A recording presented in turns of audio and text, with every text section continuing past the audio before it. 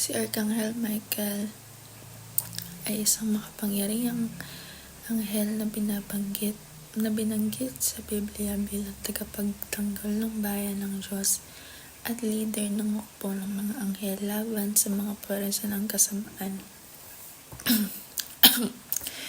Kilala siya bilang isang mandirigma ng katuwiran at tagapagtanggol ng langit at lupa. Narito ang ilan sa kanyang mga pangunahing tungkulin at pagbanggit sa Biblia. Si Michael ay inilarawan bilang ang dakilang prinsipe na nakatayo para sa bayan ng Diyos sa panahon ng matinding kaguluhan. Ipinakita siya bilang tagapagligtas ng mga tapat.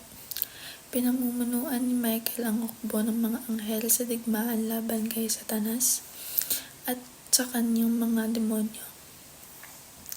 Natalo sila sa Satanas at siya ay tinapon mula sa langit.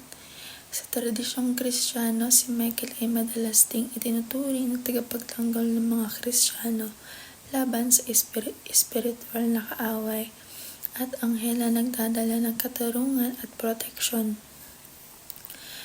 Ang Jude chapter 1 verse 9 ay nagkikwento ng isang kakaibang pangyayari kung saan si Arkanghel Miguel or Arkanghel Michael ay nakipagtalo sa Diablo tungkol sa katawan ni Moises sa kabila ng kanyang mataas na katayuan bilang Arkanghel.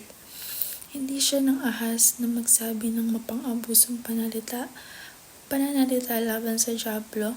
Sa halip sinabi niya, sawayin ka nawa ng Panginoon at ang talatang ito ay nagtuturo ng mahalagang aral tungkol sa pagpapakumbaba at pagtitiwala sa Diyos. Pinapakita na kahit ang pinakamakapangyarihan na nilalang tulad ni Michael ay kinikilala na ang Diyos lamang ang may lubos na kapangyarihang humatol. Hinahamon tayo ng talatang ito na huwag umasa sa sariling lakas kundi magtiwala sa Diyos sa gitna ng anumang espiritual na laban o hamon. Mahalaga maging maingat at mapagbantay tayo sa ating espiritual na kaaway. Ang Diablo na laging naghahanap ng paraan upang sirain ang mahalagang aspeto ng ating buhay, ang ating pamilya, simbahan at bansa, at laging kumapit sa salita ng Diyos upang mapanatili ang proteksyon laban sa anumang espiritual na tukso o pagsalakay sa ganitong paraan. Nagiging matatag tayo sa harap ng mga hamon nang maaring magwasak sa ating ugnayan sa Diyos at sa ating mahal sa buhay.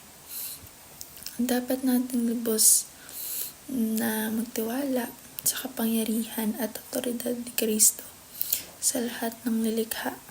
Si Kristo ang may ganap na kontrol sa lahat ng pisikal, spiritual at eternal.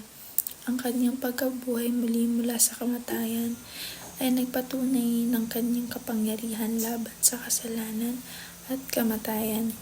Sa lahat ng ating hamon o tukso o laban sa espiritual na kaaway, mapangahawakan natin ang otoridad ni Kristo. Kaya't bilang mga mananampalataya, huwag tayong mangamba o magduda, magtiwala tayo kay Kristo, lumakad sa kanyang kalooban at gamitin ng kanyang kapangyarihan sa pamamagitan ng pananalangin, pananampalataya at pagtalima sa kanyang salita. Siya ang ating tagumpay at kaligtasan.